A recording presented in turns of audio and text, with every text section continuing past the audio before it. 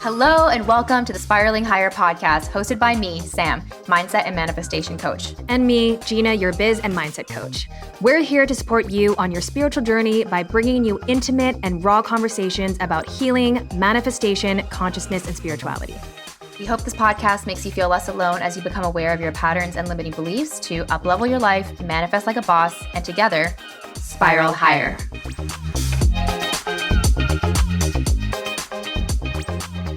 Welcome back to the Spiraling Higher podcast. Sam and I are coming to you from our hotel room, literally pretty much minutes after our Abraham Hicks workshop.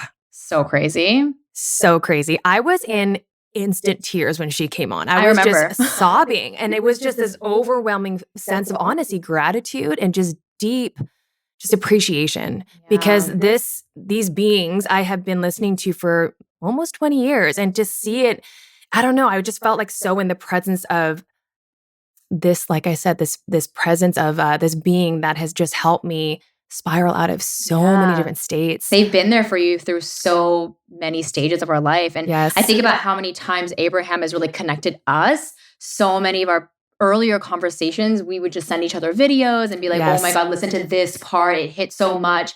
And then just growing and like hearing different pieces come out of each thing. And so, it was so cool, like just being in the vortex like today was so wild. Just so surreal. We have to record an entire podcast about like things everything we've learned from Abraham. Yes. Yeah.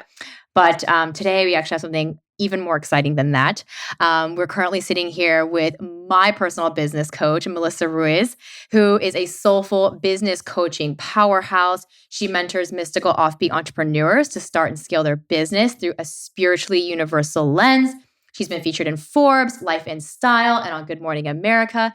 And she took her business from literally nothing to 7 figures in less than 3 years. She is my biggest inspiration. She personally took my business from 4 figures to 6 figures in less than 6 months and has really allowed me to expand my vision more and more and more. I'm super inspired and so grateful to have you here. Melissa, welcome to the pod. Welcome. Thank you so much for having me, Queens. I am super excited, just super blessed to be here. Literally just lost track of time, but I'm so excited. I know exactly the message that these listeners are tuning in for is going to unfold in the most divine way. Of course. We literally are just buzzing so much because I just saw 11:11 on my clock. It's so weird. Anyways, we just got off of Abraham's Hicks, like 3, I don't even know how many hours it was. We were just in a complete time We literally kept warp. just asking like, holy crap, like this What time is it? What time is it? Yeah. What's happening right now? We were living in no time. We were living in no time. And we were, earlier when we were recording, we actually accidentally left out Mel's audio. So we're back. Back again. Back again, making it better. But we actually were talking about how when you don't measure time, you're just in this internal moment, right? And so we couldn't even feel like an hour, 2 hours. All of a sudden we were there and then it was over. And now we're in a new moment here together recording this episode. So Melissa, obviously you started your business 3 years ago and I feel like you need to take us back in time because I know. Are we ready? Do we have like 3 hours? Oh yes. Because I remember, your story is very similar to so many people who are struggling with something that they don't like, they don't love, but maybe they're staying for safety and security. Maybe it's all they've ever known. They don't believe in themselves or trust themselves to make the jump. And so take us back to when you used to be a TV producer. Oh my God. Yes. And what really led you to literally starting your soul business? Because now your mission is to help other people do the same. Yeah, there's so many things that I can share. The first thing that I want to share, which is the most important, is that the reason why I left was because I was chasing happiness. And that really ultimately, I can tell you about the soul calling and a divorce, and we'll get to all of that too. But I literally was so unhappy. And it just, this image of being at the bottom of a barrel and feeling like, oh, wow, it actually doesn't get any worse than this. You're in your basement, you're on a little corner, drinking until you pass out. You don't like your life, but yet everybody sees a different version of you. I was pretending. I literally felt like I was pretending in my own life. I had a house, I was married, I had this job, but internally, I was fucking struggling.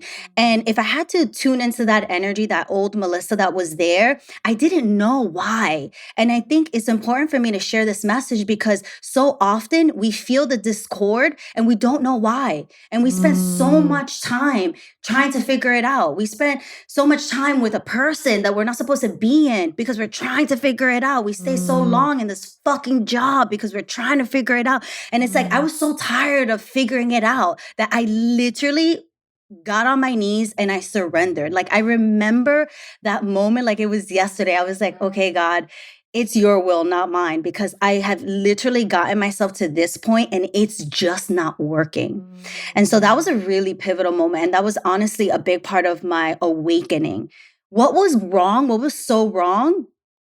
I just was doing I don't want to say bad behavior, but I was abusing myself in many ways. I was mean to myself. I was just, not the best person to myself, not nice, always judging, never happy. Like, I don't know how to explain it. Do you feel like you're always waiting for the shoe to fall? Do you always feel like you're just not content? You're not satisfied? That's how I felt literally every damn day. And so that was a big part of why I shifted and I started to change. I quit my job. I got a divorce. I started to practice yoga. I ended up in Morocco. I became a yoga teacher. I came back. I got fired. Most people don't know that. They know the story that I left my TV job. And like, while that is true, I also got fired. And you know what was so interesting? There was a girl, I will never forget her, one of my first teachers. I worked with her as a TV producer. And every day she used to tell me like, yo, you're fucking stressed. Come to yoga. And I'm like, no, I can't. Like, what is that? Like, we always resist at first. I know. Yeah. And so I ended up going to yoga. And I just remember crying and just like having this epiphany, as most of us that do this kind of work have that experience. And I didn't understand it then, but I was like, wow, I need this. I need more of this. But I was so resistant. She actually was the first person to invite me to do my yoga teacher training in Morocco. And this is why I'm so passionate about empowering people and working with their limiting beliefs, because I told this person no 5 times. Wow. And she saw something in me. And I think it was that she just saw my fear, and the more she was like, are you sure? I remember she gave me a discount, that she gave me a scholarship. And literally at one point she was just like, what's actually holding you back? And I remember in that moment, it was just me and it was fear. And I guess that's why I'm such an advocate of working with fear, because fear ran my entire motherfucking life. Like, everything that I did was out of fear. No shade to my parents, but they're immigrants to this country. They still literally do not speak English. The amount of pressure that I was handed to, like, reading their mail, taking care of their bills, like all of this fucking responsibility. It's like a child should not have to do that. Like a child shouldn't have to be a parent. I shouldn't have to have this pressure of making something of myself. And all of this pressure just literally just all came to a head. And so when I left Morocco, I did end up saying yes, to the yoga teacher training. And my biggest fear came true. I had this fear that if I went, I was going to get fired. I literally had that fear because you manifested it. Yeah, I did. And that was such a pivotal moment. And then when I got to Morocco, I remember there was another pivotal moment where I was, on a hammock, and I was like, I love to talk to the stars in the sky. And I was on this hammock and I was just looking up. And I just remember speaking to God, and I was like, I just want to do this forever. I had never felt so much peace and so much joy and so much relief, honestly. I think I had never stopped working since I was like 4 years old. I was an athlete. I was a cheerleader. I was a WNBA cheerleader. I was just doing all of them, just doing the most, always achieving, working on MTV, as my first job, 21, working in TRL. Like, I just never had a life. I was just always working on tour, working with celebrities, just working. And that moment was so juicy. But then on my way back, as I was going through the TSA, I got that email that literally just put my stomach into so many knots because I had missed my flight. And so I had sent an email to my boss back then. And I was like, hey, I missed my flight. I'm going to be one other day late. And at that time, I took like 23 days off of work.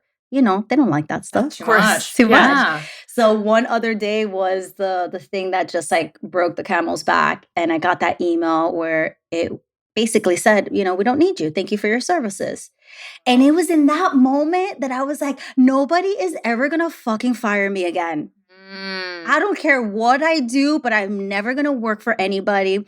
I am going to stand on my 2 feet. I came back with that little paper, that yoga certificate, the 200 hours, and I just started teaching yoga.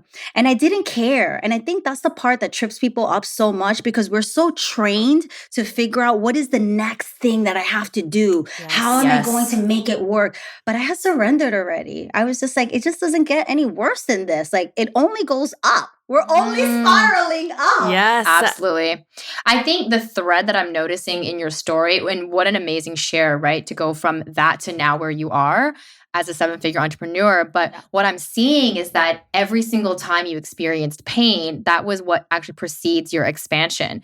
And what's so interesting is that our society is constantly trying to avoid pain, right? We're suppressing pain. I know you've also chosen sobriety. You no longer drink, and you used to do that all the time. And I used to party a lot too. And so these are all ways that we suppress pain. But then when we finally go into it and then realize we're not going to die, right? You got fired, you lost everything. And you're like, I'm actually still okay. Yeah. So I think, is that kind of the foundation you began to build your business? Because you no longer were trying to build the business in order to keep up with anyone. You were just doing it out of pure love. Honestly, at that time, and still to this day, I expect miracles to happen. We were talking about this. I expect everything to always work out. But I don't need anything. And it's very difficult to explain to people who are so goal-oriented and they need to have their spreadsheet. Like, I gave up the need to have anything. And I've proven that to myself, moving from a 2,500 square foot home, selling it literally to my ex-wife and her new wife, and just being able to let it go and not it mean anything. I remember my very Christian sister was like, what? We are going to that house. We are going to sneak in that house and like tear things up. And I was like, no.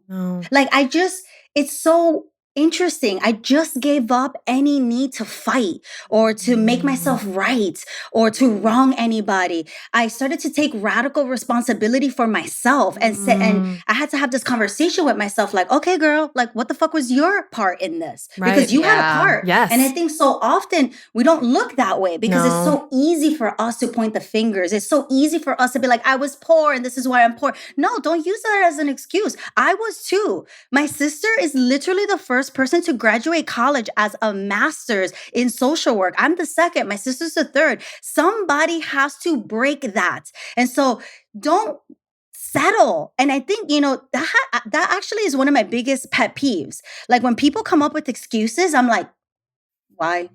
Oh, well, I know, because I'm your business mentee. So I'm like, why are we doing this? Why do we not know that there's so much? And this is why I also love working with that energy of abundance, because when you go from what it seems like or what it feels like you have everything to nothing, that actually was my first initiation to abundance and to prosperity. When I had nothing, I learned everything I needed about money. And people think it's the opposite. People think that when you have money, you learn more about money, you learn more about luxury. But I was just sharing this with you girls. I'm the type of person that I will buy cheap clothes and I will still wear Louis shoes. And I would still, treat myself to an expensive dinner or, get a nice hotel. Like, things don't mean anything to me. It's only that I get to do this part. Yes. If I have a desire, then it's my job to fulfill it. If I have a desire to be an entrepreneur, I'm going to do it. If I have a desire that I'm going to quit, then I will do it. You know what's the biggest flex? When you no longer need to do whatever it is that you're doing.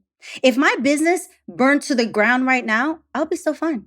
I would be happy. I think it's in the moments of having nothing, losing everything, your worst fears coming true. That is the moment where you get to learn that you already have everything. Ooh, exactly. Well, Gina can really speak on that because, you can tell your own story, but you had to lose all of your money. Multiple times, over and over and over again. And that's kind of why I think the question for me in that moment was like, why is this happening? Why does this keep? And I was just perpetuating this story instead of thinking like, why is this happening? And really getting curious about that instead of thinking it's happening to me, right? It's actually happening through me and it's actually happening for me. And so it was really an opportunity to think, all right, I have nothing. nothing is working out, quote unquote. What can I access in my current reality right now that feels like what I'm trying to go after? How can I find happiness? Because really, like Sam and I, we talk about this all the time. If you can't be happy where you're at, then it's now, over. It's over. You'll never be happy over there. You have, and I'm so grateful that I lost everything because it really does teach you don't need anything else. Everything else feels like gravy. I've already won. Yeah. It's really weird that it's kind of like you need to experience one or the other of that spectrum. It's either you lose everything and realize I'm still okay, I have everything, or you might end up where something similar to what I experienced, where I kind of got everything and I was like, but I don't feel good. Yes. And so both of those can really be catalysts for your spiritual growth. So, and then obviously for you, Melissa, you lost everything after just compromising yourself over and over and over to realize I don't need any of that. And it's a combination of both, because there was loss from a separation of a relationship, which is so beautiful because our relationships truly are our mirrors, and they're showing don't us. We know it? Don't get us started. I know. They really do show us the parts that are within us that are in the shadow, but it's also that, oh, okay, like I'm doing this college thing and I'm doing this other thing and then I'm doing this MBA thing and then I'm doing this thing. And it is that energy of like, oh, I got it. Like, I got the thing. I got the house. I got the marriage. I got the dog. And why am I not happy? Who bamboozled me? What fucking lie did I believe that I felt when I got to this point? I was going to be happy. Like, I literally remember that moment where I was like, wait, what? What? Huh? And then that question, and all mystics have this grand awakening questions of the, who am I?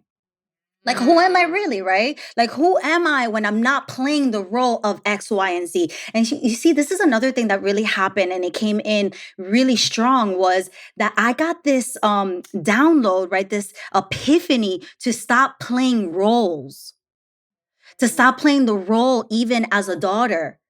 As the daughter that kept saying yes, as a daughter that kept giving money, as a daughter that kept being available, as a daughter that kept saying yes to the shit that I really wanted to fucking say no to, but I was saying yes because I had obligation. The friend that I kept picking up at 1, 2 in the morning, and I felt like, God, I don't want to do this, but why do I feel obligated to do this? Why was I in this relation? Like, I just stopped playing the roles. And I think when we stop playing the roles, we get out of the matrix. 100%. I think there was a really powerful Dolores Cannon interview I listened to before, where someone asked Dolores, how do I know I'm on the right path? Or how do I know like I'm following my soul? And she said, as soon as you are no longer compromising yourself. Wow. Exactly. And that's like everything just being put so succinctly, because so many of us are doing jobs where we compromise ourselves and our interests and our values.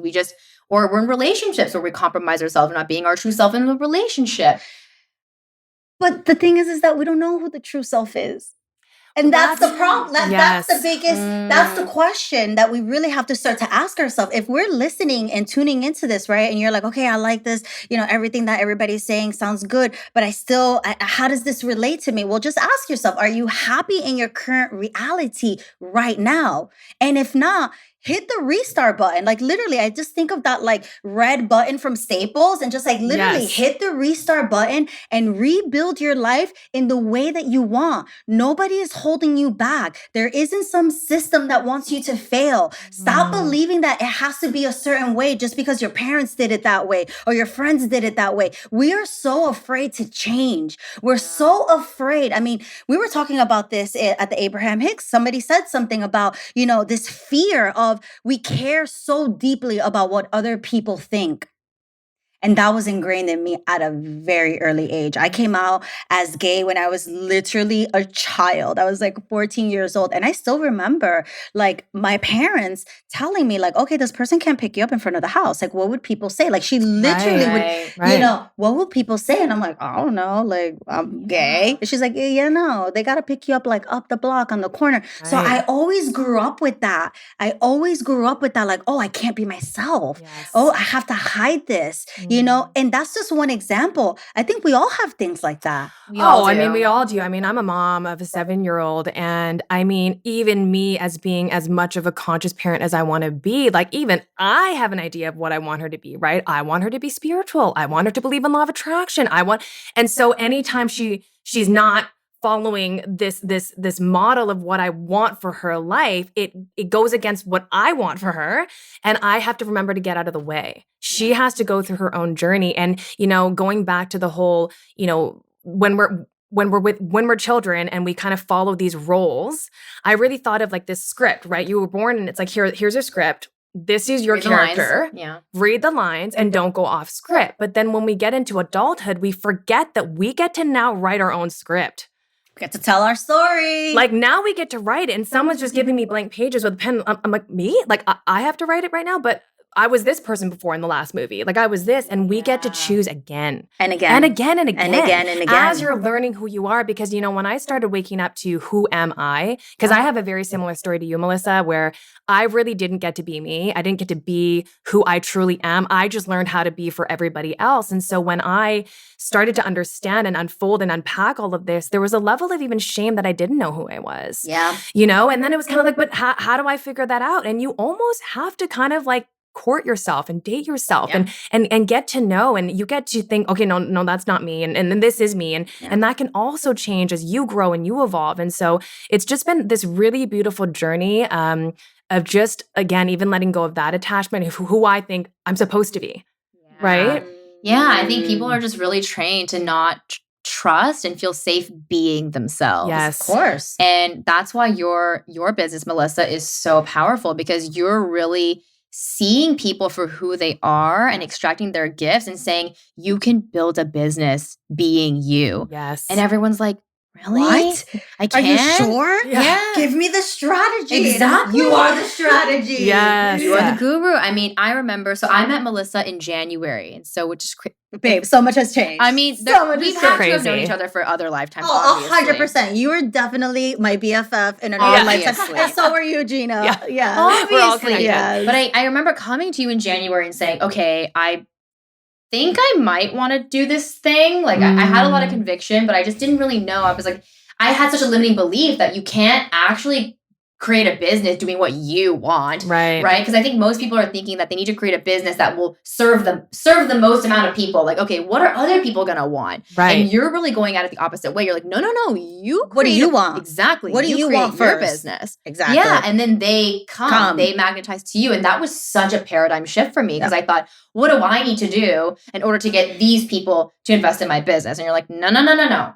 Who do you want to be? What do you want to teach? And then we create the business. And I was so confused. I thought, this is not how business works. Like, I have to figure out how to make the money. How to be the most marketable and Exactly. Well, it's a lot like even relationships, right? It's like going into dating being like, okay, what does everybody else want to date? So it's true. like, no. You need to be you as you can be, so that the right person can find you. Because if you're wearing a mask, how are they going to find you? Well, that goes for business and basically finding clients. Same thing. Yeah. I mean, it's the same. I mean, I have a real estate business, and I remember when I first started, it was like, okay, same thing. How do I get as many people to want to work with me as possible? And even in that lesson, I had to learn, this is actually attracting a lot of people I don't want to work with. Yeah.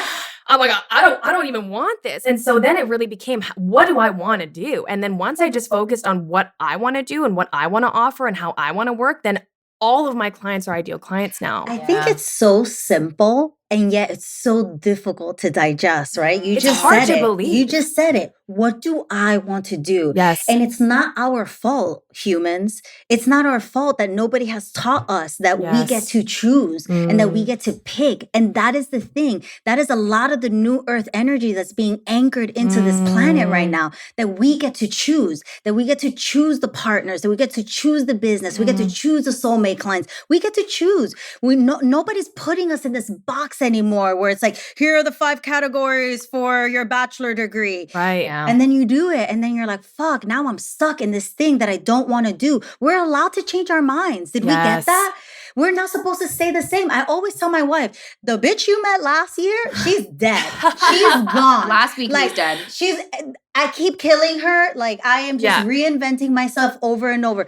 Maybe there was an old version of me that would have thought that that was crazy or that I wasn't being myself. But I know that myself is just always being completely present to the now moment and making decisions based on that.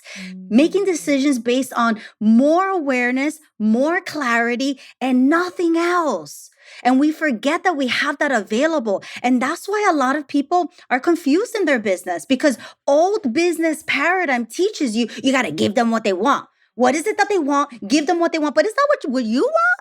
I'm not giving people what I want. I don't give people what they want. I give people what I have to offer. Yes. What I have to offer, what I have to deliver, my message, that's what they get. And because I am broadcasting a message out, then the beings come. And that's all you have to do. And you got to give yourself that permission. You know what I'm saying? And it's hard. Yeah. And sometimes until you do that work, Melissa, I don't even know that I need you. Yeah. So you might not even be showing up in that way. And then I don't really realize that I need like a soulful business coach. But then all of a sudden you show up, you come up with your offering, you market it. Then I see your page and then I'm like, wait, this is someone who literally helps people like me with like spiritual gifts create a business? I didn't even know that existed. Yeah. And then all of a sudden, boom, I'm magnetized to you. I'm an ideal client. And so you had to go first though. It's kind of like, I'm going to show you what you need. And you know what, if you don't need me, fine, then you're not my ideal client. Like Gina said, you don't want to have everyone, right? You're not going to get the, like finance bro in your program. That's just like not your ideal client.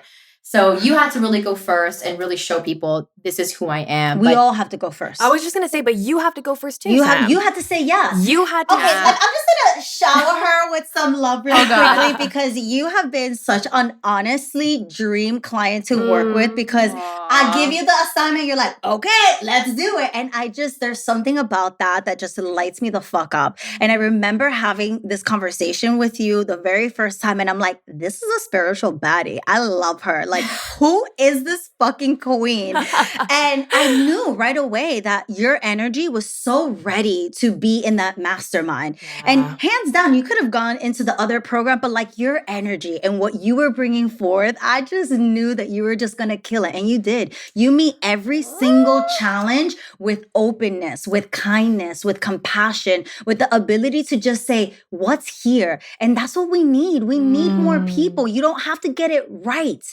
Did we get that? You don't got to get it right. You just got to be open. As you open, you allow the receiving and the messages and the flow. This is why it's hard for people to get into that divine feminine energy. I love to talk about that. I love to talk about that healed masculine energy, which yes, provides that structure, but we don't have to keep hitting our head against the wall. That divine feminine energy that's present right now on earth is going to require us to trust, to surrender, and to let go. That is literally the only way. Otherwise, you are going to be gripping on for dear life. And a battle between you and the universe, I have to tell you this, human, the universe is going to body slam you. We call those spiritual bitch slaps. Yes. It just happened. It happened to me. It happened to each and every one of us. That's what happens when we don't listen. It's like, oh, you don't want to listen? Everything's going to fall apart. You're going to get fired. This person's going to leave you. You're going to get into a car accident. You're going to have a near-death experience. You see, bad things don't happen because they're bad. Bad things happen because, and they're not even bad. Let me take that back, because there is no such thing as something that's good or bad. There's only negative and positive, and even that doesn't mean anything good or bad. It's just the counterpart. It's just a polarity, right? It's just a contrast. Honestly, if universe for me was like this being that was talking right now, it would just say, bitch, I'm trying to get your attention. Yes. And this is the only way, because you're not motherfucking listening. I tried to give you a sign last week. I tried to give you this other sign and you're still not listening. So now you're going to do things my way. And that's what we need. So true. Oh my God, that's so real. I mean, it reminds me of Gina's story about losing the money. It's like, you're not getting it. Like, I have to take it away. And then, in coaching with you, it's funny because I've never had a business coach, and I'm glad that you're the first and only one that I'll ever have. But, when I started, I thought you were just going to basically give me like business blueprint, like step by step, like this is what you need to do in order to be successful. And then I came in, and those are not really what the conversations are about at all. It's really about what I want to do, what mission I have and how I want to move that forward. But anytime I would start to ask you, like, what's the right way? Like, how do I do this correctly? And you're like, I love when people ask me that. What are you talking about? Like, there is no right way. Like, you get to do it in the way that you want to do it. And so many of our conversations are not about, Sam, you need to do X, Y, Z, implement this. It's more like, you need to let go of the belief that you need to even do it that way. And then as soon as I let that go, then I create something, and then it like blows up. And it's like, I didn't need this like very masculine structured way, as you were talking about the divine feminine. It really is like the letting go, the surrender, the trust. And like you said, that universe kind of body slamming you. I now know, I mean, we just had a very powerful call last week, but anytime I'm experiencing a lot of resistance, it's not that I'm doing it the wrong way or, I'm failing. It's just, that's actually a signal for me to like look deeper and ask myself, okay, like maybe this offering isn't the way it could look different, basically. Yes. You can change it. And like you said, you can change your mind. You change your mind. Well, it reminds me of like physical pain. If you're a runner and you have a bad ankle, but you just keep ignoring that pain, the ankle's going to keep hurting. But that doesn't mean you don't run again. Right. It doesn't mean that you're even running wrong. It just means that you're not paying attention to the pain and the signal that's trying to tell you something so that you can run even better. Right. Yeah. And I think also on the note about you being like, okay, like what's the structure? What do I need to do? I think a lot of people get into business, even an existing, I think, spiritual businesses are kind of really carving the way where it hasn't really existed before, whereas a real estate business has. And so you think that there's this instruction manual, but you get to write that instruction manual, and that goes for your life too. And I think that's the most mind-blowing part of when you start waking up, because you start waking up to the fact that you don't have to do it any which way. And it's so hard for us to wrap our minds around. You're like, but how is this right though? And it's like, if it's right for you. I think honestly you helped me realize this, Melissa, but also just growing spiritually is that with any business, it's you're the special sauce. Yes. You're the special sauce. I always say that. Yeah, it's not it's not the business. It's like you behind it all. You being the brain behind everything and being the one who's giving the energy and the love to it. And so when you get really stuck on like, am I doing the right thing? Like, is this good? It's like, no, like that doesn't even matter. Like, are you good with you? This is helping me come to that point of like intuition and fear, because when you connect with your intuition on a deep level, you don't think about like, is this right? Is this wrong? Yes. It's just right for me right now because I said so. Yes. And that's it. And, when it comes to intuition and fear feels very contracting. Yeah. Fear feels like an energy is trying to force you to do something that you don't want to do. Fear is manipulating. But you see, when we talk about our intuition, people get this mixed up because it feels the same because there's nervousness in there. But the intuition is expansion. It's going to invite you into more. It's going to invite you to more curiosity. It's going to invite you into more adventure. But you got to get really good at learning how to work with your body and figuring out what means what. Yes. And again, humans, this is not our fault. Nobody has fucking taught us this. I love that you said this, Gina, right? About like the having to do this in a certain way with a blueprint. That's how we've been bred. That's how we've been bred. You got to do this. You got to do that. You got to wear this to school. You got to get this kind of grade. You got to marry this. We've been bred that. We are actually so lost when people don't tell us what to do. We're lost when we don't have direction. Isn't that crazy? And yet that is the one thing that sets us free. When we start to connect to our inner being, right? When we start to connect to our inner guidance. And when we start to ask ourselves, does this bring me joy? Because what brings me joy, what has momentum, what has excitement is going to work. Period. What doesn't work is when we're attached. What doesn't work is I'm doing this for that. That's equivalent to you being with somebody and saying, I'm going to love you, baby, but only if I know you love me back. It doesn't work like that, right? We get into relationships with just a big hope. Okay, I'm just going to give this the best I can. And I hope you love me. And I hope I love you too. And I hope we're good for each other. And that's always where the magic is. This is why people are obsessed with the first year. Because there's that magic, there's that curiosity. But I want to share with you humans that we can continue to live in that magic. Magic is all around us. We don't have to be in this structured, world where we know everything that is happening. You know what? 3 years later, I've built a 7-figure business. I love my business. I'm never worried about clients. I know that all I have to do is be myself, not be a fraud, be myself, be about my business. Preach whatever it is that I believe in. If you don't freaking do meditation, please don't sell meditation. Be about your business. That's how you won't feel like a fraud. Just be who you are and know that the exact beings that resonate with you, they're not even going to know what they get from you but they're going to invest in you. They're literally going to say, here's my money. I don't even know why. I hear this all the time. People always tell me, Melissa, I don't even know what the fuck I was going to get from you. But like, oh, that was me. I was like, I don't even know what you're offering, but I'm in. Yeah. Yeah. And that's the best because I am teaching you how to trust your own intuition. I didn't have to convince you with a sales page. I didn't have to convince you with the delivery. I didn't have to tell you you're going to get this. I didn't have to do that. You just knew that there was something about this that you wanted. Oh, yeah. And that's always my favorite client. So, well, yeah, I literally just felt your energy. I mean, we had a very brief Zoom call where I was trying to invest in like the smaller program. I was like, that one you have for like business beginners, like, can I get into that? And you were like, no. I'm inviting you into something greater. I think I told you that I think I told you, keep your money. Don't even do the small one. I think I told you, if you don't do the mastermind, don't even do the small one. You're ahead of that. You were like, you don't need it. You don't need it. And I just remember listening to you talk with so much conviction. I just felt like, I just want to be around that. I was like, I just want that. And so like to anyone listening, I literally didn't know what the program consisted of. I knew we were gonna meet like every week or so or something like that. Right. But I was like, just get me in. I was like, what? I just wanted to know how to be in and around this energy, and honestly, knowing my intuition and like following my flow has led to literally like my biggest expansion. Like I created a business from nothing. I literally was a nobody like 7 months ago. I still am, but you know what I mean? Like I'm humble. No, you were somebody, honey. We all big somebody. No, but you know what I mean? Like I was just literally doing like not this at all 7 months ago. And I just grew so much by being in the right energy. So it literally is worth being in the right room.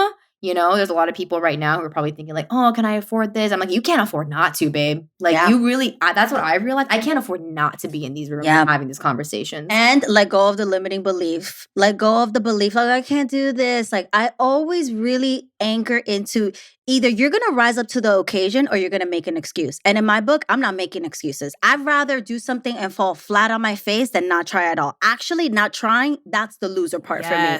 I always have to try. And this like, oh, well, I don't have this money. This is too much. I invested in my business, and I'm not giving this advice to anybody. This is my own experience. Like I literally gave somebody my rent money. Like that was wild. But you know what? Like that's how much I fucking believed in myself. And we need more of that. We need more of us to believe in the magic that we have. And I think we forget that. We forget that we're so fucking powerful. We forget that we are beings that are connected to God. And so when God consciousness gives you a message, your job is to go. Your job is to execute. My job is not to add doubt and be like, oh my God, that vision is too big. It's just to go. It's just to do it. And so I too, just like you, I invested in a freaking mastermind. And I remember this coach tried to also get me into the little one. You see how we're mirroring each other? We're literally mirroring each other. And so this person was like, you can get into the smaller one. And I was like, no, get me into the big one. I didn't have $25,000, but I had enough for the first month. And after 4 weeks, here's the kicker. People don't know this. People don't know so many parts of my business and the things that I have traveled, that I've had to overcome. At that point, I was just teaching yoga for $50 a class, 4 classes. So you do the math, right? Like $200, $300 a week. But I was chilling. I was so fucking rich. I was so living. I lived in this little tiny community. We had a farm. I was the resident yoga teacher. I loved everybody there. They had a community pool. So I was always in a bikini, and life was fucking good. Like just to be in that energy of just like minimalistic, but I didn't have money.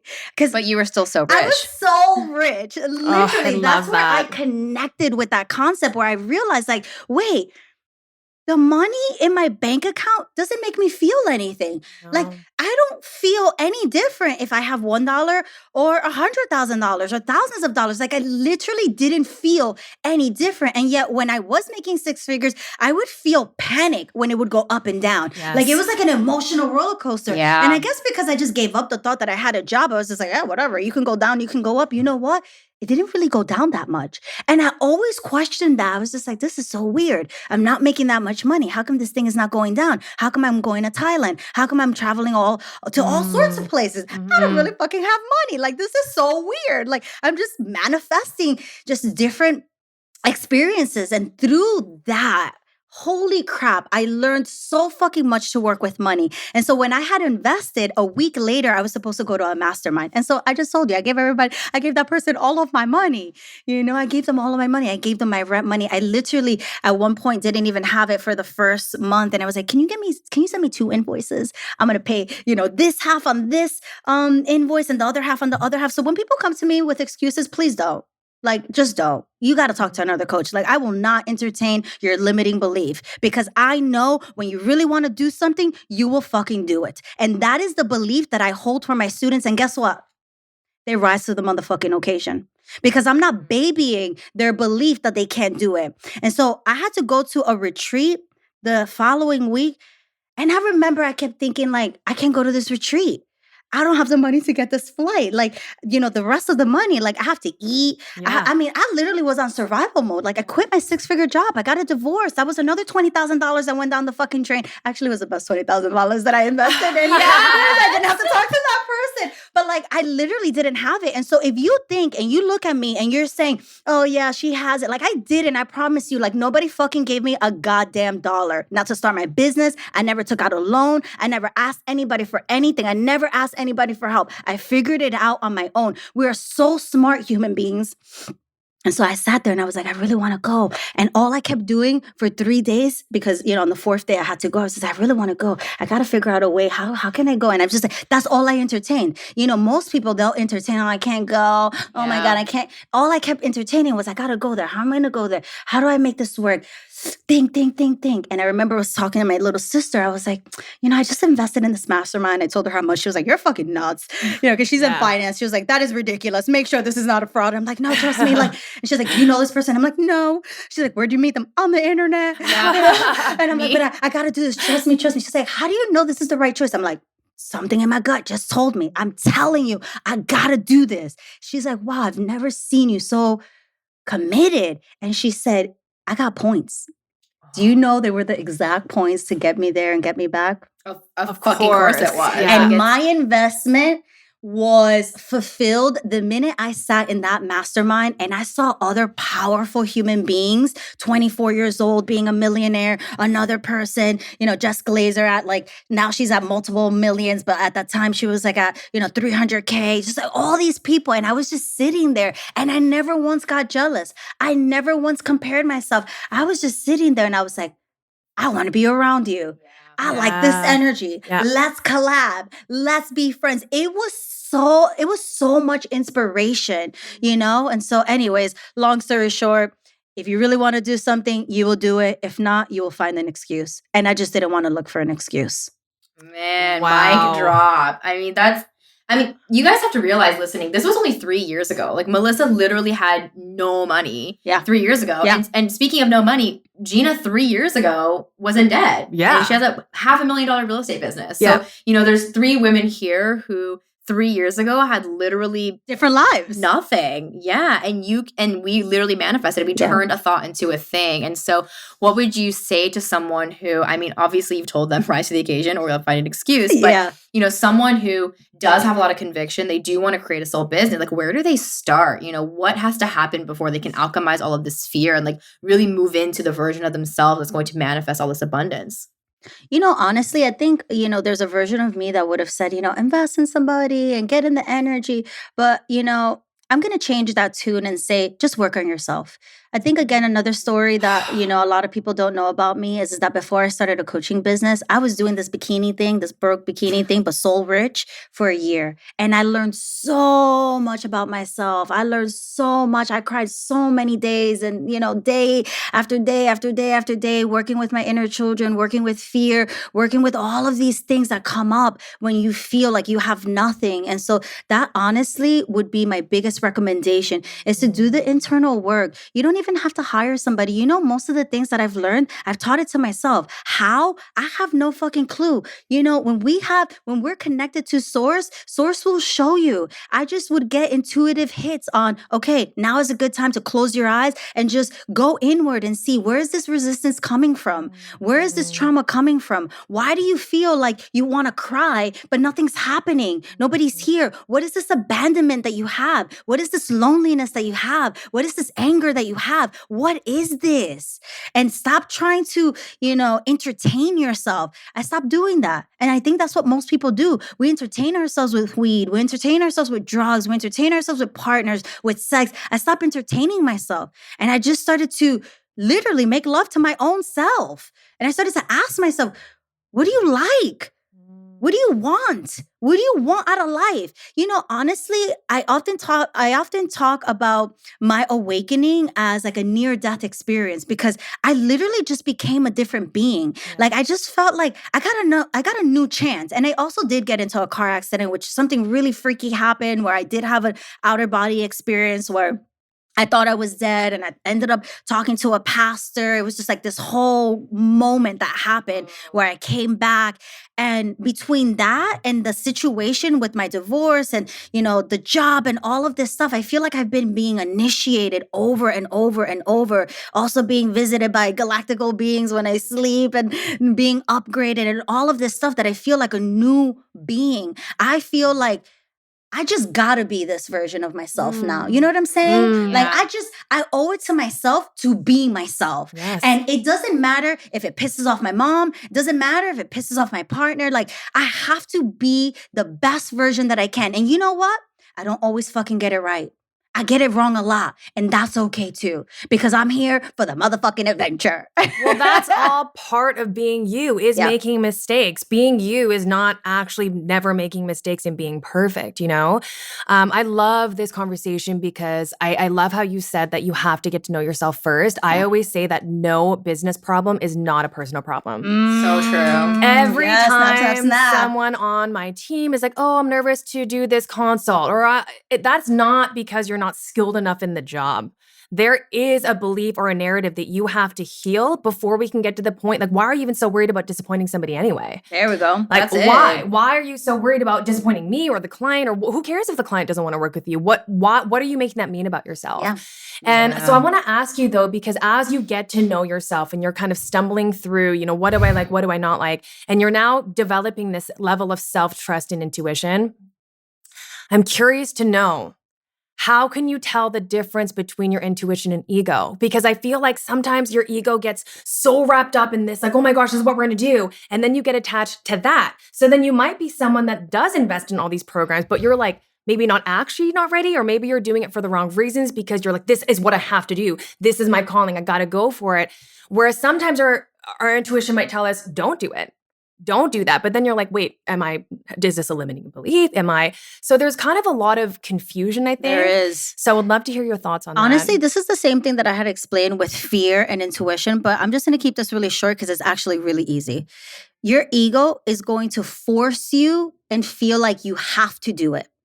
And your intuition is going to be like, oh, I get to do this. Ugh. So it goes from I have to I get to. Yes. We actually had a similar conversation with somebody else that we were around where they were telling us, oh, okay, I made this decision because I felt like I was going to miss out. That's scarcity. Yes. That's ego. Yes. That's fear. Anything that feels low vibrating. And see, this is the thing. As a human being, we got to get good at connecting to our inner world. Once you get really good at connecting to your inner world, you'll start to be able to navigate. Yeah, that's fear. Yeah, that's ego. Because you start to shrink. Remember how I was telling you fear makes you contract? Yes. That it's forcing you to do something that you're not 100% sure. For me, if I am not 100% jumping out of my skin with excitement, there's still fear. There might still be some nervousness, but it's not contracting. It's not debilitating me. It's not forcing me and manipulating me to make a decision based on FOMO. You don't want to make those decisions. You want to make the decision of this feels in alignment. You want to make the decision that Sam made. I don't know what the fuck this is, but I'm going to go that way. That's intuition. Yes. You don't know what it is and you don't have to. And I think, again, humans, this is not our fault. Nobody teaches you how to use your freaking intuition, your spiritual body. We're more connected to the mental body, the logical brain. And that only gets us so far. Right now, the rise of the divine feminine and this intuitive energy is here. We have to learn how to work with our inner system. It's not just one thing. We have a physical body, we have a spiritual body, we have an emotional body. We have many bodies. It's about us connecting all of the bodies so that they communicate. But I will tell you something, because there's a lot of humans that will say, everything happens in the body knows everything, it's all in the somatics. And yes, this is true, but just think about it. How do you make your legs move? You have to have a thought first that then reaches the brain, that then signals the legs to move. So everything is happening in the mental, everything's happening in the mind. And this is why I love the practice of yoga. I'm a registered yoga teacher. I've also done a lot of yin training, a lot of Buddhist training. And so the goal always is to observe the mind, to be that conscious person who is witnessing and not the person who is attached to every single thought. Oh my God, I have this thought that I'm not shit. Now I'm not shit. No, it's not that. It's just you had a thought and it's okay. Our thoughts are really random too. Just because you have a thought doesn't mean that you have to believe it. And just because you think somebody is going to say something about you, that actually isn't even true. That energy is mirroring you. You give a shit about what you think, not anybody else. You care if you're going to mess up. You care that other people are good, but other people don't care. Yeah. Everybody's living their own life. Don Miguel Ruiz said this perfectly when he said, we're all characters playing the main part in our own movie. And so, Sam, you are the main character in your movie and we're the sub-characters. Yeah. Me and my movie, I'm the main character. You and your movie, you're the main character. Even your mom, they're not main characters. Only you are the character. So nobody gives a shit about anything else. Only you. Yeah. Only you will always give a shit about what everything around you, how it's unfolding. It's so gnarly. It's crazy because like when you realize that, it's kind of akin to that belief that like no one cares about you, like everyone's just caring about themselves. It just takes off so much of the pressure. And like you said too, like not every thought you have to believe. Yesterday I came to you and I said, I don't know, I just like have this thought that, and at least I could identify that it was a thought because I thought, oh, this is a thought. But I was like, I just didn't feel like good about like my call today. And I don't know, I was just making it mean like a whole bunch of stuff. And you were like, yeah, that was just a thought actually. You don't have to take it. You don't have to take it and you don't have to believe it. Yeah. And you don't have to put more energy there. Because every time you keep that energy alive, you keep that reality alive along with it. And this is why trauma and us going back to our trauma feels so, one, traumatic, and two, those emotions, they come right back because they're so heavily linked into our body, our cells, the water in our body, because we're made up of all the elements, keep that memory. This is why when we are in the mother's womb, that is so important. And scientific proof is actually showing us that the trauma that the mother experiences, or joy or happiness, actually transfers to the baby. Because if you think about it, we're a motherfucking fish. We are attached too by the cord. We're attached by the cord. We're a motherfucking fish. We're swimming in that water. What do you think happens? We're swimming in that water. Make the connection, human, that we're made up of what? 70 to 80% water. The same thing that the earth is made up of, right?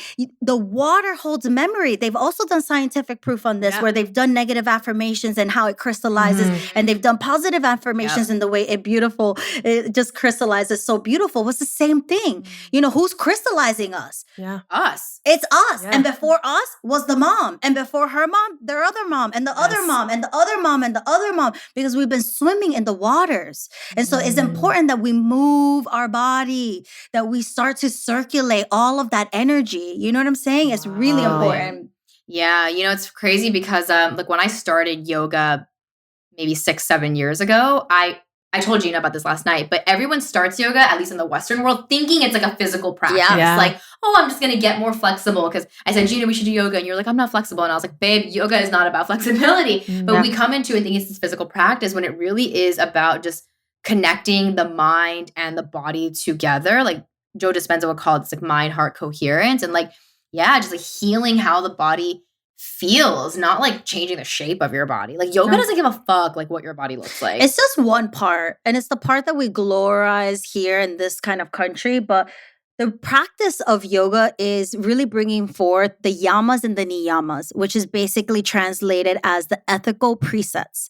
And so they give you these 10 jewels and you work with the jewels. And so one of the jewels, Santosha, is about contentment.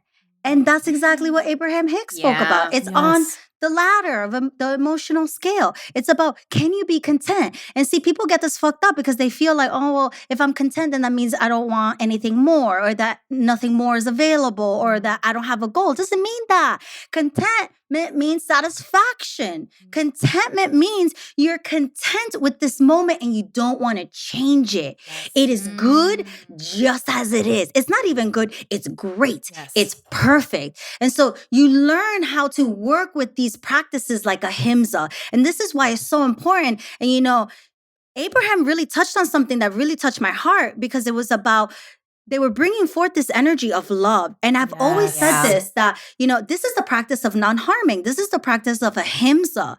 And when you're in business, and this is why we need so many new earth leaders who are conscious, because what affects one person affects us all. And we have to stop being in this doggy dog world where one person is profiting at the top and people are suffering at the bottom.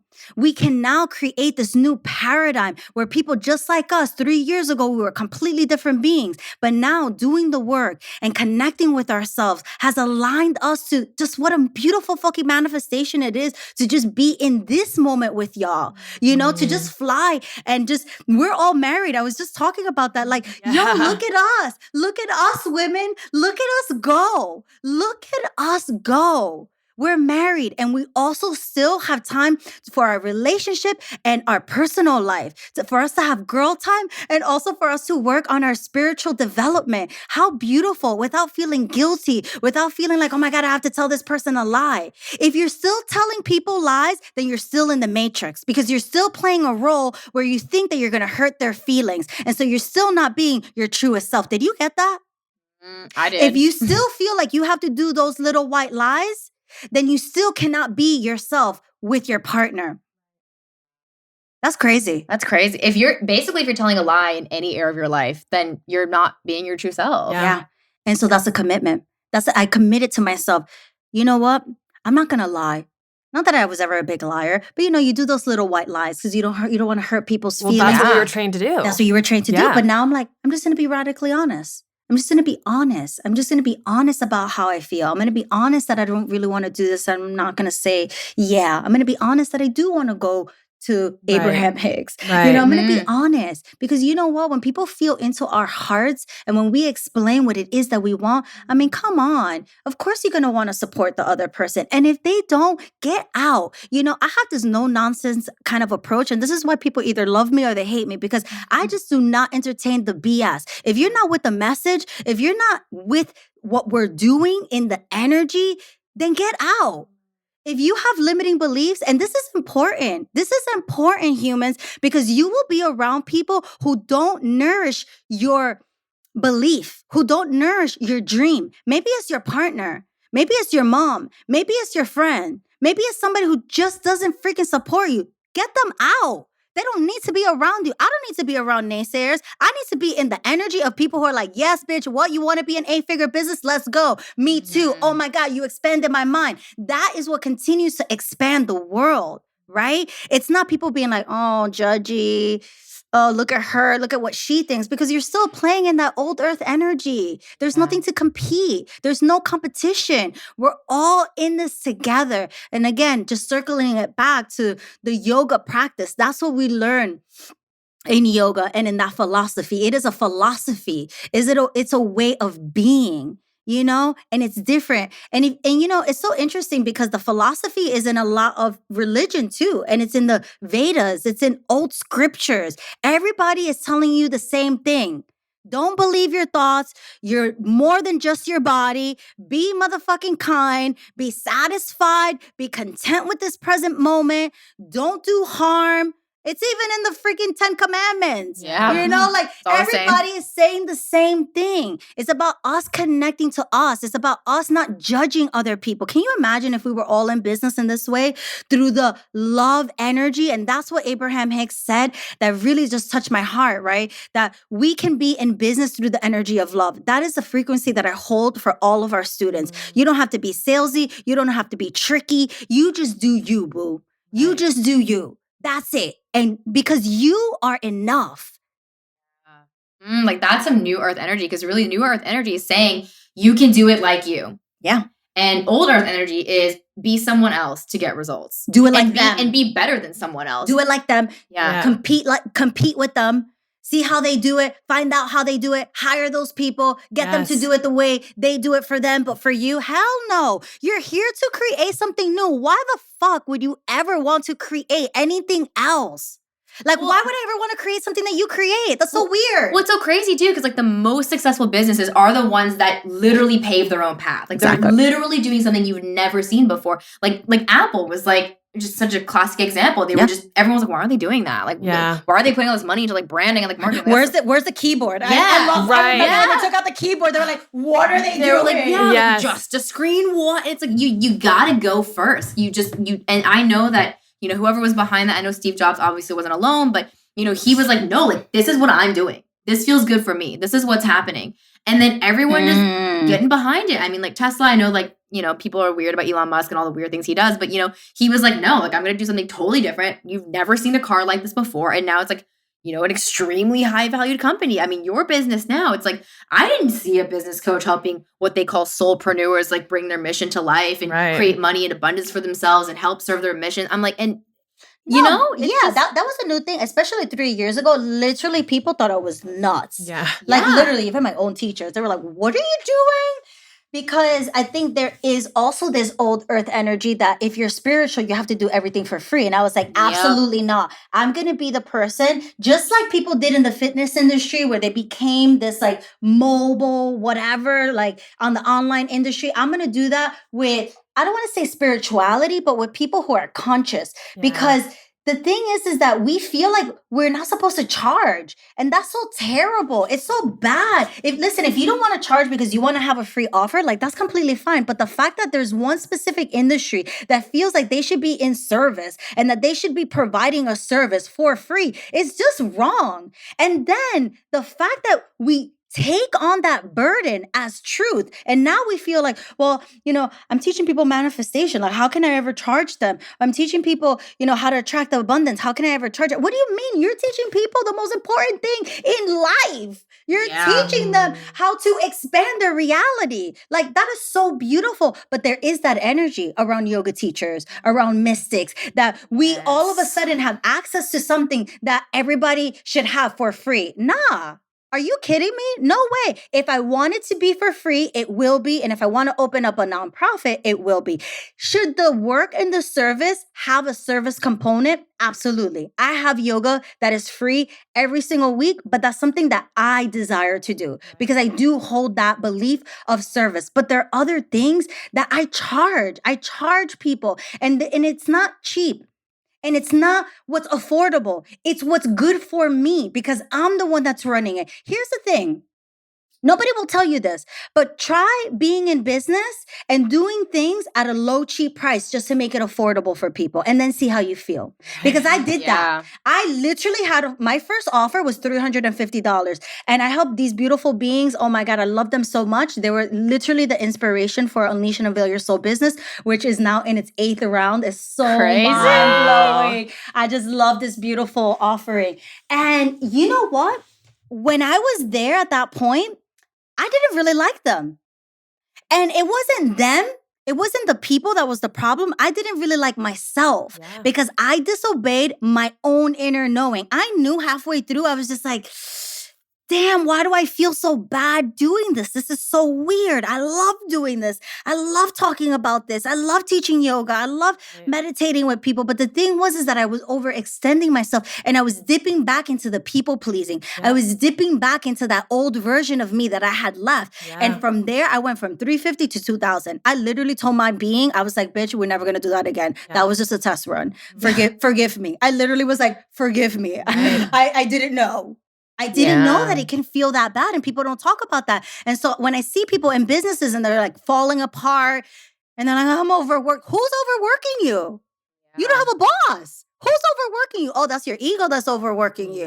And now you want to burn it down. You know what I can tell you? If you sit down with yourself and you try to look for the solutions or you try to figure out, okay, what do I have to do in order to calibrates to the energy that I want. Oh, okay, I got to let go of this. Oh, I got to let go of that. Oh, I got to not be attached to wanting to enroll 50 people. How about I just bring 10 aligned people?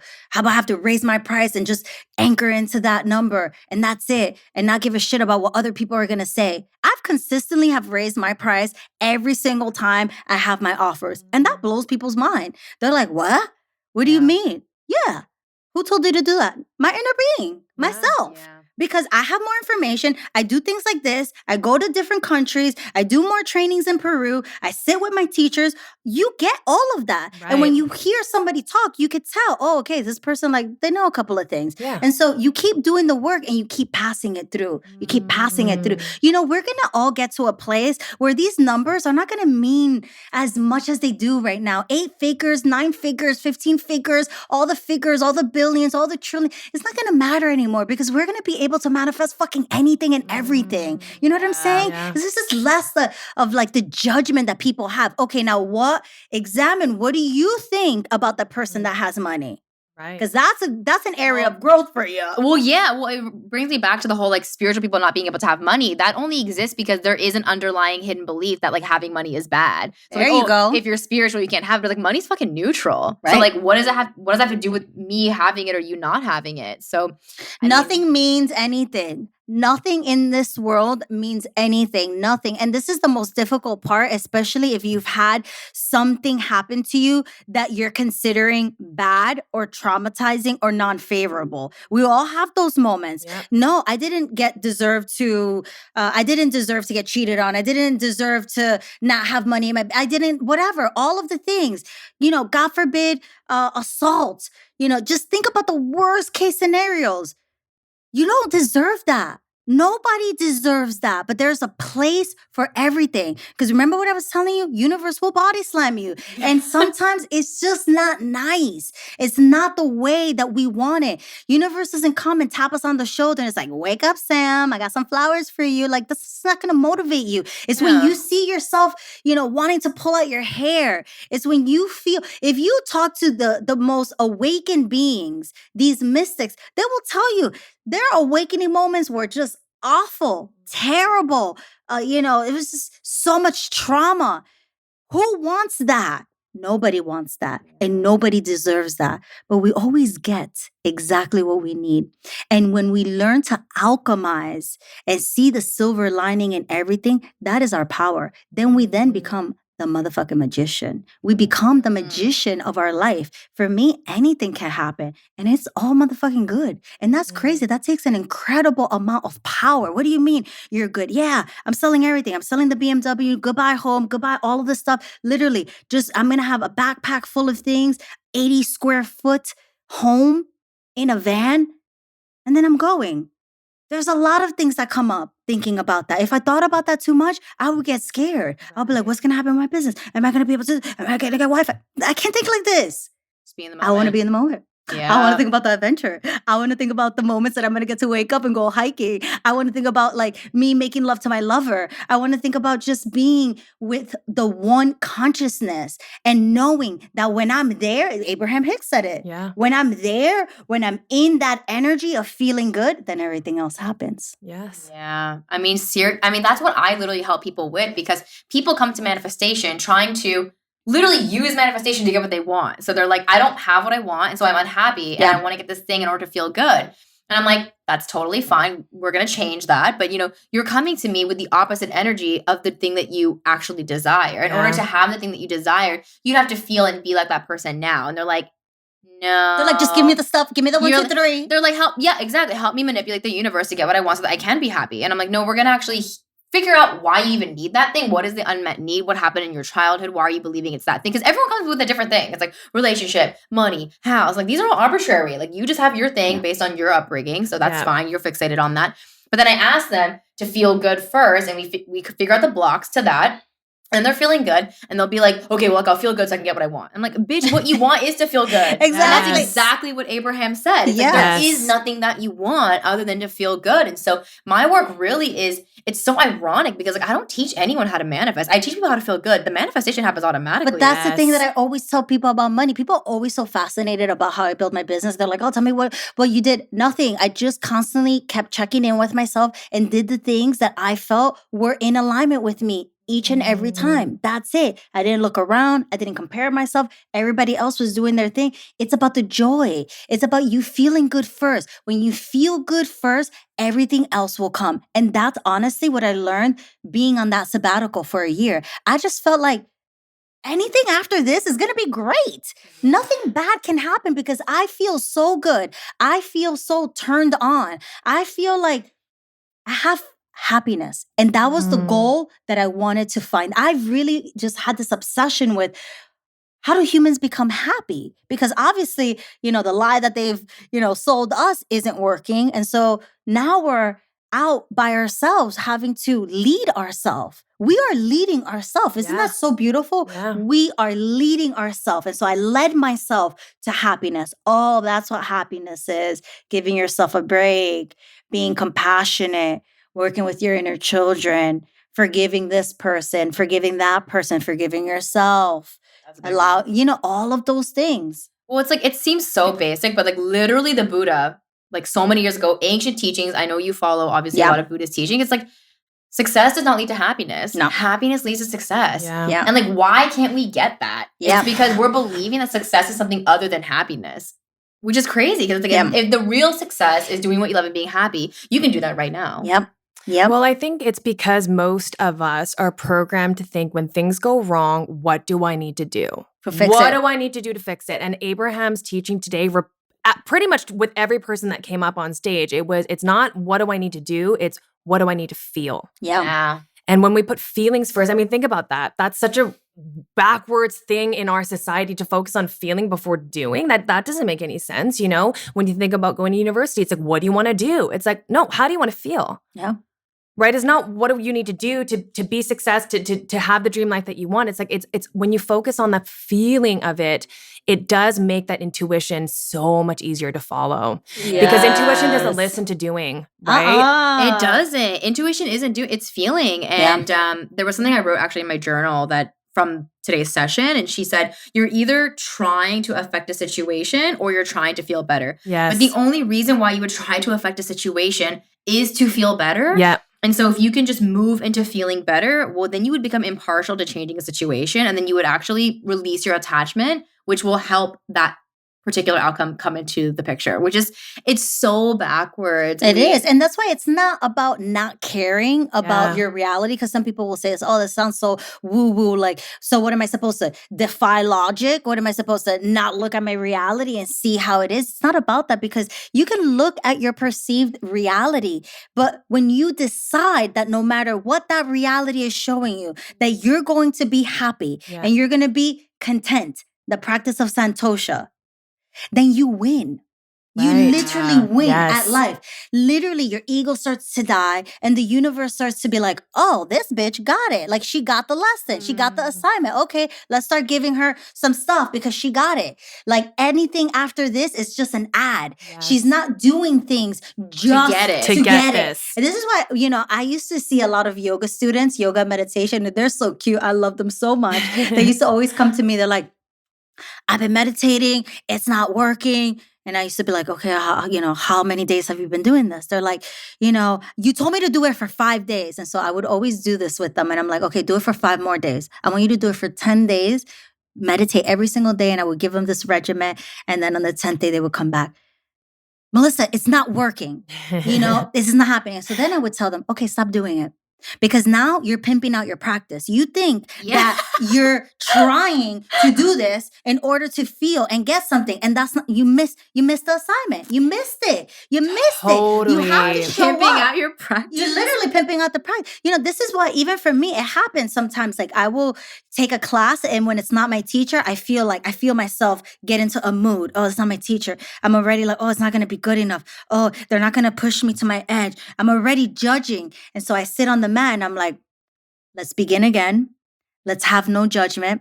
Let's be delighted and surprised. And then you know what happens? You get delighted and surprised because you don't have that vibration of like, it's not my teacher. It's not this. I need to go here. You see, I need. We all do that. We are only doing things to satisfy something bigger than that when really the goal is to just be happy now. I love that pimping out analogy. Pimping out a practice. I've never heard it said like that, but that's what Gina and I have done so many times. Well, I call it just gotta stop. I call it, abuse. It's abusing the gift, right? Yeah. And the analogy that I'll give that really helped me in understanding my own gifts was, again, my daughter. She's the greatest mirror ever. But, I thought about it, and if she came up to me and let's just say, like, she loves to sing. And I'm thinking that is her gift. She's musically inclined. This is her gift. And now I'm going to abuse it. I'm like, okay, now we've got to make 6 records. I want you to write some music. We're going to sell it. We're going to go on Spotify. That's abusing the gift. That's not embracing and holding and loving the gift. It's making it work for you. And that's not how gifts should feel. And that's why it feels so uncomfortable. And Abraham Hicks talks about this so much, the inner being. It's the betrayal of the inner being that feels so just messy and like not good. And that's not, a sign that you shouldn't be using the gift. It just is a sign that you're not in accordance with what your inner being wants. Yeah. And we need to bring balance. You mentioned the Buddha, the heart of the Buddha. That's really the teachings, is to bring back and restore balance. There's this pendulum analogy that the Buddha always uses. And so he always says, to try not to allow the pendulum to swing from one side to another. And that usually is what happens. We were kind of talking about this offline. Like, you even see this with people who abuse substances. You see them abuse substances and then all of a sudden they're in church and they're just like addicted to church. Yeah. And then all of a sudden they're addicted to this. And then all of a sudden they're addicted to yoga. You said something, you're like, how can something good be bad? It can be. Oh, totally. It can be. Too much of anything can be bad. Yes. Eat too much ice cream. We keep talking about moderation. Everything is about moderation. Everything is about allowing the pendulum to settle and to be in balance. Well, think about working out. You could work out too much, totally, right? Oh. I always talk about not riding the highs and not riding the lows. Yeah. You really just got to coast in the middle. And we talked about even not being so fascinated by even miracles. And then you're like, oh my gosh, the miracle's amazing. And then we start to put the miracle above us. And now we're chasing that. And I think it's just a constant reminder of just everything's okay. Everything's always going to be okay. And just kind of staying in that centered space. Well, we got to learn how to surf. Because, yes. The waters be changing. And, my teacher always says this too, like, we're never at the peak. We're never at the mountain for too long, meaning like this moment, we're on the mountain. Yeah. Like, I'm like living. I'm like, oh my God, this is the best thing ever. Like, this is so beautiful that we just get to rock and be in this way. But also, I'm not attached to this moment because this is just one moment. Yep. And we got to let it go. And there's we're never so here many for more too to long. come. Exactly. We're never here for more than just this moment. And Yes. it's always passing. It's always moving. And so it's you always gotta move us on. being obsessed with the moment that we try to recreate it. Yes. And that happens to me all the it time. happens to all of us. It happens to all of us. I want to, do the launch the way I did it last time. Well, if it worked that way, I'm going to recreate it, thinking that I'm going to get the same results. But like, just think about it. Just really think about it. How can you get the same results doing the same thing when we're at a different time space? Yeah. It literally doesn't make no sense. It doesn't make It any doesn't sense. make any sense. And then you're trying to like pimp out the moment. Exactly. No pimping. Okay? Yeah. You can like pimp. It's crazy. You can use anything to get something, right? That's ego, like using the meditation to feel better or like to get something. And then even the business too. Yeah. Like I think people get tripped up because they're like trying to, create their soul business, but they're like trying to do it to like get money and stuff. And so what's really helped bring me back is like, is this a thing I would literally do for free? Yeah. I'm not gonna do it for free because, life costs money. Yeah. And I gotta take care of myself. We live in this world and I'm gonna play by these games. You know what? We're in a game and these are the rules. Yeah. So this is the monopoly money I gotta use. But, would I do this if I wasn't gonna get anything from it? And I realized with my previous job, I was like, there's no fucking way I'd be doing this for free. And that's how I knew. It's like, it's just, I'm not going to do it. We haven't even talked about that. Like, we haven't even talked about the fact that you just started your business and you too are phasing out this big part of your job, your career, your stability, your comfort. Like, we're all change makers. Yeah. We're all just leading the motherfucking way, paving the path, doing the scary shit. Like, it's beautiful. It's so beautiful. And you know what?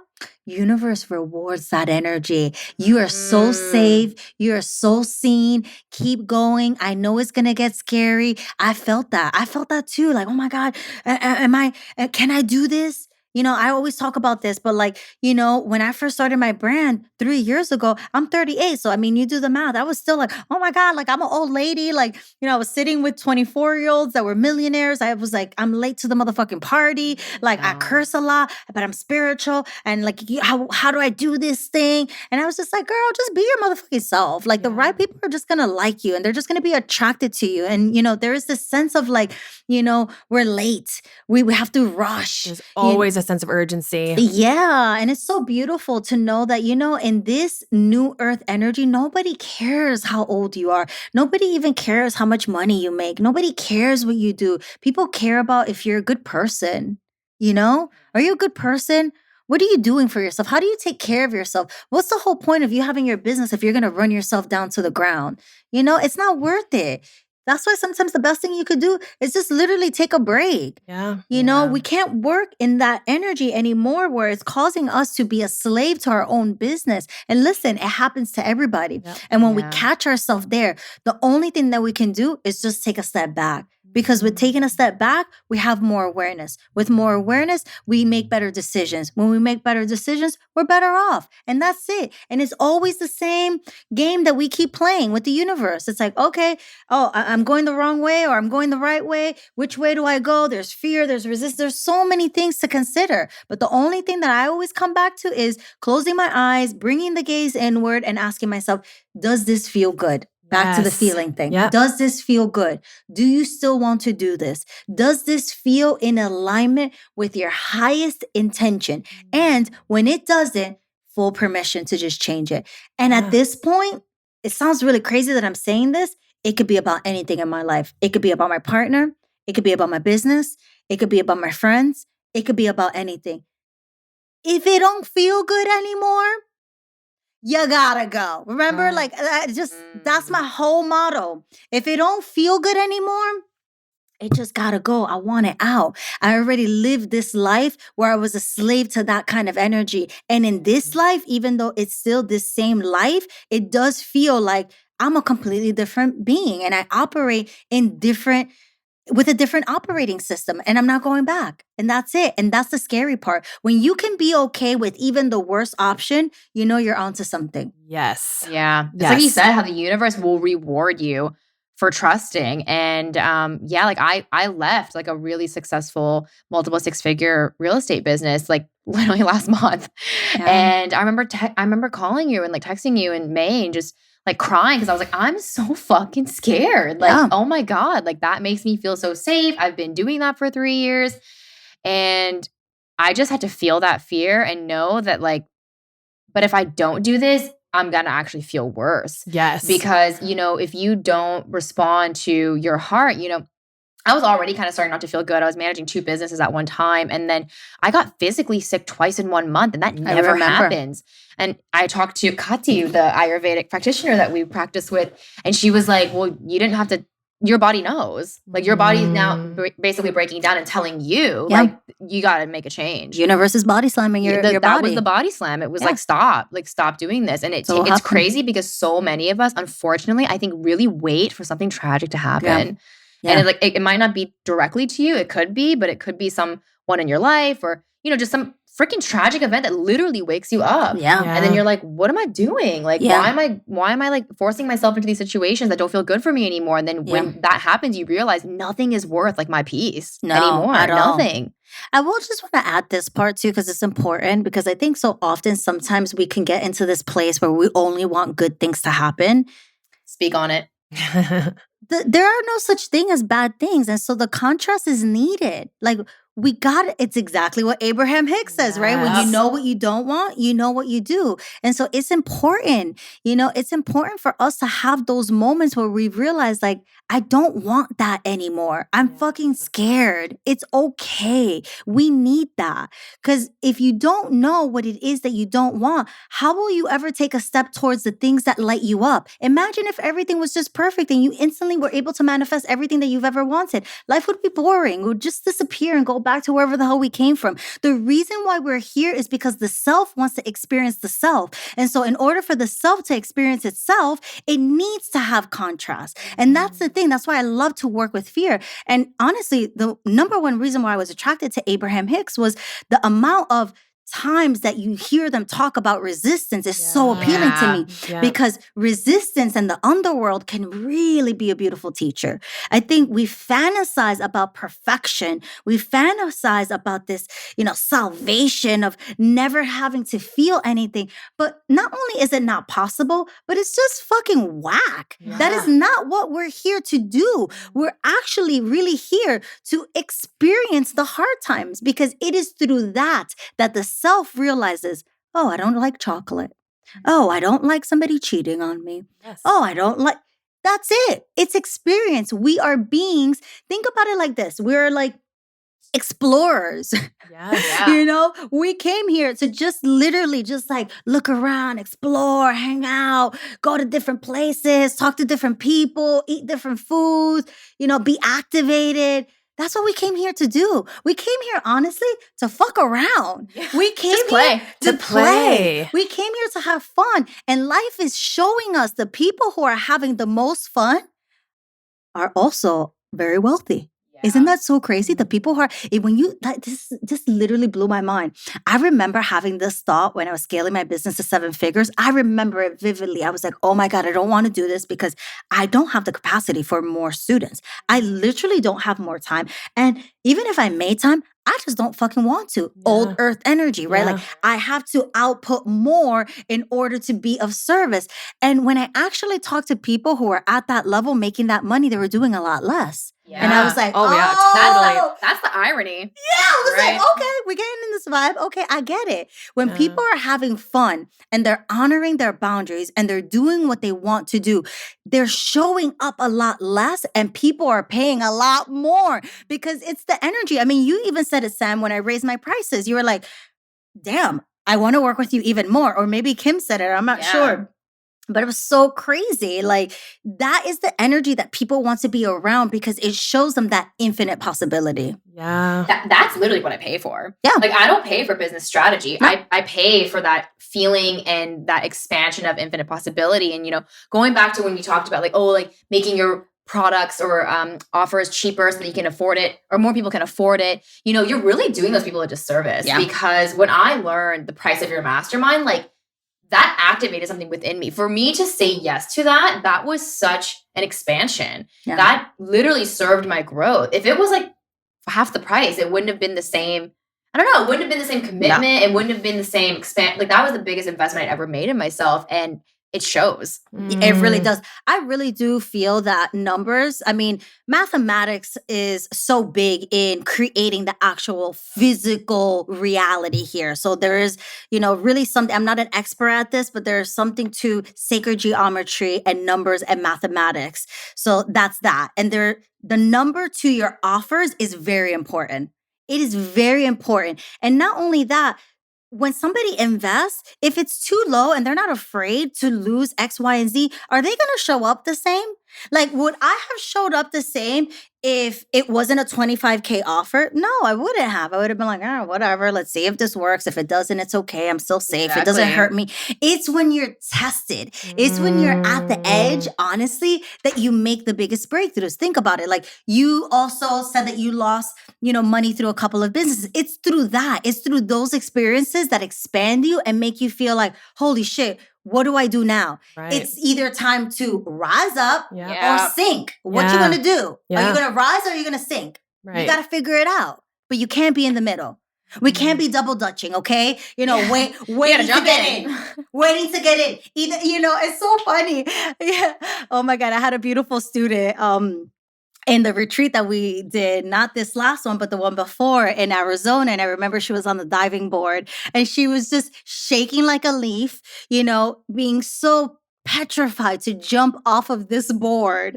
It was a diving board into the pool. And she just kept doing the double dutch. Right. She was a perfect example. She was doing the double dutch. Go. She was like, I'm in, I'm out, I'm in, I'm out. And I literally finally just looked at her from just being in the pool. And I looked directly at her eyes. And I was just like, make a decision. You either jump or you get off. Right. You're like, get in or get off now. And she I was there. And she literally jumped in. And I think that's such a beautiful representation of life. Right. We're so afraid to jump in. And it's just like, Yeah, just make a decision. We're also the most scared before we've fucking done anything. Yeah. She was completely safe. It's like the skydiving metaphor that Kyle Cease always uses. He's like, you're in the plane. Like, you're fine. That's the safest spot right now. That's the safest spot. And that's when you're the most scared. Yeah. And so it's so ironic that fear truly dissipates through action. Yeah. So crazy. This has been so juicy. We have talked about so much. I know. Well, it's also through the fear that I've come to really love, because it's my opportunity to build the trust within myself and to show myself like I can. We have that in common. Right? I always say fear is my bitch. Yes. I love fear. Yes. When fear comes, I'm like, okay, let's go. What do you want to do? Oh, you want to show up and you want to scare me? Oh, I'm going to show you. Because Right. I'm gonna do it with my knees shaking, but I'm still going to do it. Yes. I'm not going to back down because I lived that life already. And fear is only showing us more. You know what I'm saying? It's like, I'm not here to be comfortable. I'm not here to be a basic bitch. I'm not here to just be like a basic human. I'm here to conquer my fear. I'm here. I don't know. I can't remember this time space, but wherever I was in the vacuum before I came to Earth, I know that me said, put me in. I'm going to do X, Y, Z. And I want to fulfill that. Yeah. I want to do everything I said that I was going to do. And I don't know all of it yet, but I know when it's unfolding and I know how it feels when I'm on the path because I get so excited. It's like a little kid. And I think we don't nurture that enough in people. We make fun of people who have too much excitement. Or we're like, look So at them. true. They're so conceited. They're so full of themselves. Let them be full of themselves. Let Kanye West be conceited. That's amazing. I love that. We should all be a little bit more conceited. We should all believe in ourselves a little bit more. Why do we feel like it's a bad thing? Oh, she's selfish. What do you mean? You should be selfish too. Right. You should really give a shit about what you feel. You should give a shit about how your body is reacting to the emotions that you're paying attention to and the thoughts that you're thinking. We all should be a little selfish. We didn't come here to pay attention to everybody else. We got to pay attention to us. Yes. And that's actually the most selfless thing you can do, because guess what? That's what we learned today, right? When you are in alignment, true alignment with yourself, you're listening to yourself, you're loving yourself, you're focusing on what makes you feel happy and makes you feel good. That is the best example that you can set for anyone else around you, because then that gives them permission to do the same thing. Yeah, Exactly. you literally make the world a better place. Yes. Guys, we're making the world a better place. Yeah, by Just loving by ourselves. being you. Yeah, Yes. just And by- being as you can be. And And once spiraling higher. Oh my gosh. On that note, that was a perfect segue. Our final question for all of our guests is asking them, what is the lesson that you've had to repeatedly spiral through in your life that has been that common thread, that common theme that you just keep needing to relearn? Woo! This is personal. We were talking about threads. I believe that all human beings have one overarching theme that they have Yes. to work on their entire life. Yep. So it's not like about, self-worth, even though that may be somebody's thread. There's always this common thing that constantly keeps coming up. Yeah. So for me, it hasn't showed up in a long time, but it has been. I'm just taking a pause because I want to make sure that I'm honoring exactly what's present I love that. She's tuning in. It's this love, it's this self-love, and it's this Mhm. abandonment. Yeah. And I think it's been passed down to me. I know it's been passed down to me from my mom because my mom was abandoned when she was a child. She actually doesn't know that I know this. And so and I think that like really gave into the way she parented. And so I Yeah. really do know that she really did do the best that she could. And I didn't understand it in my 20s. I rebelled. I remember I stopped talking to my parents one time for like 8, 9 months. It was really wild. And I could still, if I feel like there's a disruption, I'm very good at just being like, yeah, not now. I'm good. Mm. I respect myself. I have my own boundaries, and you need to learn how to meet me. And when you learn how to be like that, even to the people who give birth to you, life really teaches you a lot. And so, yeah, there has always been this wound. It's so weird because I've always was very popular, like typical cheerleader. Like people just loved being around me. And I believe that I have a lot of loving energy. Like people Yeah. always tell me, You like, do. oh, I just want to be around you. Like I always like to tell people how beautiful they are and like how proud I am of them. And they can feel it. Like it comes from like my heart. And I've always been like that since I was a child. So it's weird that this thread has been with me for most of my life where it has felt like deep abandonment. And no matter how hard people loved me, I couldn't love myself that way. And so that was a big part of my awakening too, because seamlessly, like I did have a lot of the things that I wanted, but things slowly fell apart also because of my part. Yeah. Because I couldn't love myself. And Yeah. when you can't love yourself, you push people away. Yeah. And so true. is it really the fact that they did X, Y, and Z, or is it the fact that you couldn't really show up for yourself and the other person was trying to make themselves feel better? Because we're all just trying to make ourselves feel better. Nobody does anything to you deliberately. I feel like in partnership, people really do the best that they can. Nobody does, something maliciously to you, And so that was the biggest thing that I learned, that because I was abandoning myself, I was recreating and attracting a lot of those scenarios in my friendships, in my relationships. And so even when I was by myself healing, I remember, and this is actually, you can go back to the podcast as I already said this. I remember sitting in my tiny apartment. It was 450 square feet. And I remember feeling so happy. I had these big windows. I always wanted to be by the water to just like walk my dog and like talk to the trees. And I had gotten all of that. And I lived in a farm. They gave me free food. I really loved it. It was so beautiful. And I still remember feeling sad. And I still remember feeling lonely. And I just couldn't understand, like, bitch, why do you feel so fucking lonely? Right. You're happy. You're like, you have everything you want. You're in a bikini all day long. All you do is tan. That's your fucking job. All you do is yoga. When you feel something, you meditate. Like, what is going on? And so that's been a thread that I've constantly have had to work through. It hasn't shown up in a long time, but these things and these threads, they're very sneaky. And so oftentimes they will reappear and reemerge. But the one thing that I've learned in this lifetime is truly how to love myself. And nobody can take that away from me. It doesn't matter if my partner's not here, my dog's not here, my parents are not here, my business is not here. I'm here for me. And that, I think, was the lesson that I really needed to learn in this life. Oh, That's so powerful. I honestly think that's like all what we're trying to get, like Yes. through any business success, like fame, money, like we're just trying to get to that. And I think that when we have money or when we get the partner, I think it kind of signals to us, oh, like now I can love myself. So Yeah. we're not actually looking for love outside. We're literally looking for what's within us. Accepting ourselves no matter what, like just not feeling like, when the condition is perfect and I do X, Y, and Z, then I'll love you, Melissa. It's just, I'm just going to love you because you deserve to be loved and because you come from the energy of love. That's it. And there's nothing that you have to do. You don't have to stand on your head. You don't have to make $1 million. You don't have to do anything. And something about that realization allows the other stuff to come in. That actually is the receiving mode. When you no longer need those things to happen, they just get to happen. It's so beautiful too, because we really just like let ourselves off the hook. I think I was on that hook for so long that now it's just like, I want to be off the hook. I don't want to be hooked into something. And so when my business gets a little challenging, because all businesses get this way, course. I take a step back. I'm like, no, you're acting up.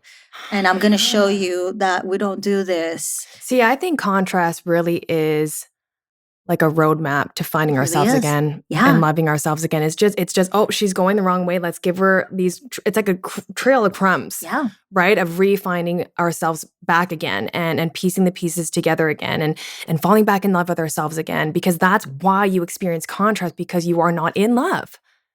I will say the biggest breakthroughs that I've had, the being that I've become now has only been through contrast. Yeah. It has only been, Always. and it's not because of those moments that I share. It's about the constant moments that show up. Yeah. Don't get it twisted. People who have seamlessly contentment, happiness, satisfaction, they're not like that all the time. There's difficulties in life in general. They just don't last as long. You bounce back faster. That's what I find. Yes. It doesn't take you down. What used to take you down, like for me, it's just like, oh, it's a moment. It's like, oh, wait, hold on. Let's recalibrate. Wait, the earth just shook real quick. Let me come back. But it's all of those moments in between that I continuously sat with the resistance and continuously met the fear, that it allowed me to learn so much about myself. And actually, I realized that a lot of our shit, especially for me, was not mine. I have healed a lot of our parents' stuff. And I know it because I see in the ways that they show up. Yeah. I know it in the ways that they're having different conversations with me. I'm just like, wow, this is so interesting. And you know it when you feel that it's not yours. You feel like you're carrying this burden, right? This like, why do I feel abandoned when nobody has ever abandoned me? It's like, that's your mom's shit. And that's her mom's shit because her mom also left her. And now universe is like, bitch, you strong enough. You got this. You're the one that has to alchemize this. And so it's learning what's ours and what isn't. But no matter what, we're called to alchemize a lot of this stuff. And we're called to have that reflection of who am I really? And this is so beautiful because we're going to always ask ourselves that. It would be ridiculous and arrogant to think you know the answer to every single thing. It's not possible. You know everything and nothing. And so anybody that tells you, oh, I know everything here, do these 15 steps and you're cured, is a fraud. There's no way. Everybody has their own inner guidance. Everybody has their own little roadmap with their own little rules in their own little world. So how can you tell somebody how to rule their own world? You can't. They got to figure it out. And when they do figure it out, whatever it is, it's going to be the best for them. That's why everybody has to mind their own business. I really feel like that. Everybody should really mind their own business. Abraham Hicks was so right. If we focus more inside on our own internal world wars, there will be less wars in this physical reality. If we stop caring about what everybody else is going to say and you cared about what you thought about you, everybody would be better off. Yeah. We have to stop caring so much about everything outside of us because it's a distraction to what? Your own shit. Yeah. Isn't that funny? And so that's why we get so fixated on politics. Don't you care? People always say, don't you care about this fight and that fight? I don't care about fighting. I stopped fighting a long time ago. I don't fight. I love, I understand, I have compassion, I hold a certain frequency. I pray, I literally pray. I will send you good energy. I pray for my parents. I pray for, yes.